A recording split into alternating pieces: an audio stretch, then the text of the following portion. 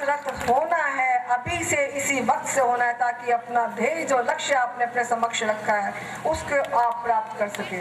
लेकिन इसके लिए सबसे आवश्यकता क्या है कि आप सपने संजोएं। जब आपके मन में कोई सपने ही नहीं होंगे तो आपका ध्येय कैसे बनेगा? और अपना लक्ष्य एक निर्धारित करें, अपने हौसलों को कायम रखें, क्योंकि मंजिल उन्हीं को मिलती है, मंजिल उन्हीं को मिलती है जिनके सपनों में जान होती है।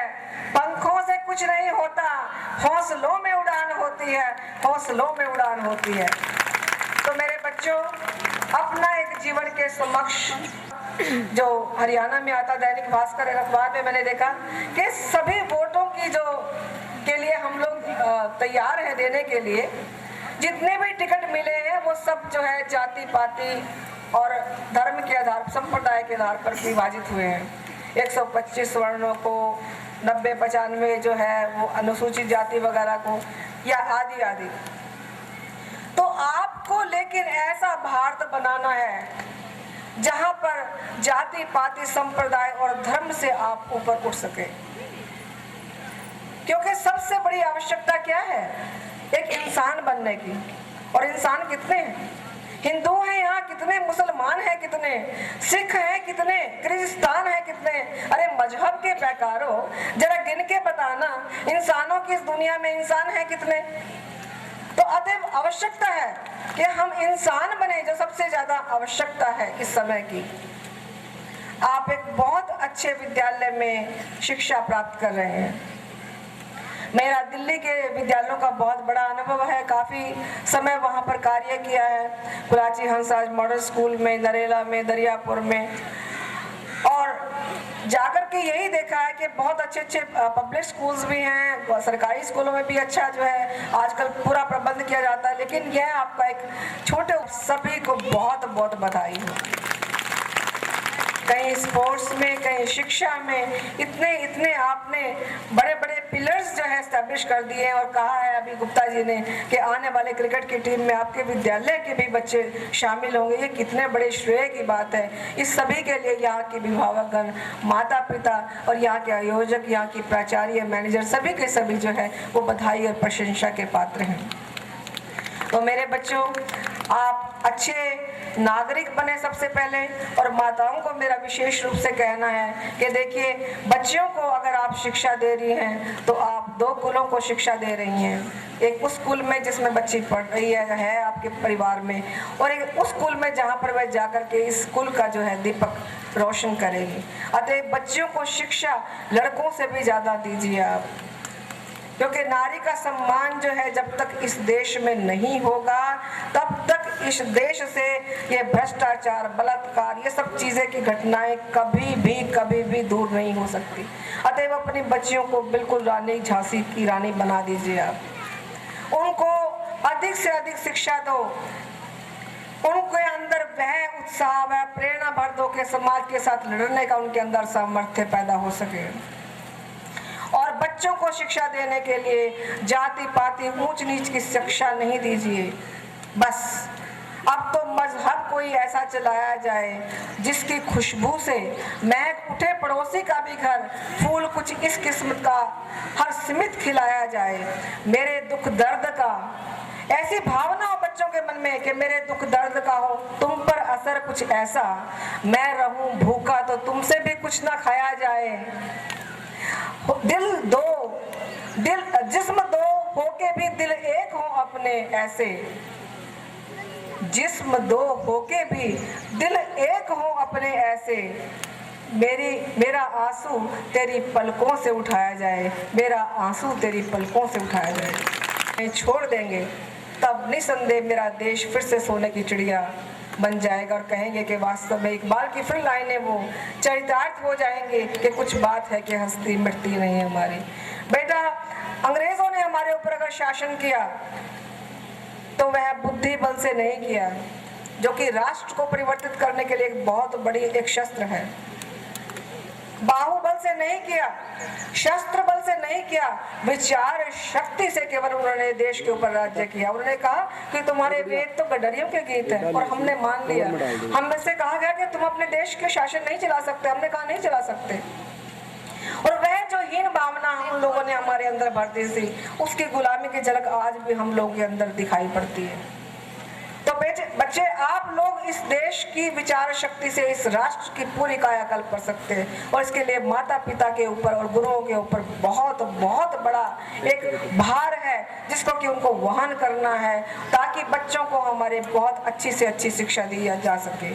एक बार फिर इस विद्यालय के आयोजकों को, इस विद्यालय के अध्यापकों को, अध्यापिकाओं को और बेटे बेटियों को बहुत बहुत बधाई हो कि आपका स्कूल निसंदेह बहुत ऊंचाइयों के शिखर पर चढ़ रहा है और आपको भविष्य आपका उज्जवल दिखाई देता है। परमपिता परमात्मा आपके ऊपर इसी प्रकार से कृपा करते रहे और आप अच्छी से तरक्की करते हुए इस न केवल खरखोदा का अपितु हमारे स्कूल का ऐसा इस प्रकार से नाम हो जाए इस विद्यालय का कि भारत के नक्शे में इसका एक अपना प्लेस बन जाए, स्थान बन जाए। लेकिन सबसे ज्यादा आवश्यकता है आपको संस्कारों को परिवर्तित करने की, ताकि आप अच्छे चौंधा जाए कि हरे क्या भारतवर्ष है। तो हो गई पीर पर्वत सी, ये जो दर्द है ना एक अध्यापक के अंदर, मैं बेसिकली एक अध्यापिका हूँ, हो गई पीर पर्वत सी पिघलनी चाहिए, इस हिमालय से अब कोई गंगा निकलनी चाहिए। सिर्फ हंगामा खड़ा करना मेरा मकसद नहीं, मेरी कोशिश है कि ये सूरत बदलनी चाहिए। अरे मेरे सीने में न सही तो तेरे सीने में ही सही हो कहीं भी आग, लेकिन ये आग जलनी चाहिए, ये आग जलनी चाहिए। बहुत बहुत धन्यवाद। Thank you so much. And no, with no intention to waste your valuable time, let us start our program theming Incredible India. As all of you know, our today's theme is Incredible India. India is really an incredible country as it has very rich heritage, as well as people belonging to different regions are live together in harmony. They speak different languages, follow different rituals and customs, but they are still one. They all are Indian. और कुछ इसी तरह की मिली जुली संस्कृति को हम आपके सामने बहुत से रंग मिल जाते हैं। वेट, तुम्हें अचानक से गाना कैसे याद आ गया? क्योंकि मैम आपको पता तो है होली कितनी नजदीक है। अच्छा, तो ये बताओ होली सबसे ज्यादा और सबसे अच्छे से कहाँ मनाई जाती है? ऑफ कोर्स मैम, हरियाणा और यूपी में। अब जब हरियाणा की बात आ ही गई है तो क्यों ना तुम कुछ हरियाणवी की ही सुनाओ। मैडम यूं तो सबने बेरा है, देशा में देश हरियाणा, जित दूध दही का खाना। और इसी बात को साबित करने आ रहे हैं हमारे स्कूल के तीसरी चौथी कक्षा के विद्यार्थी।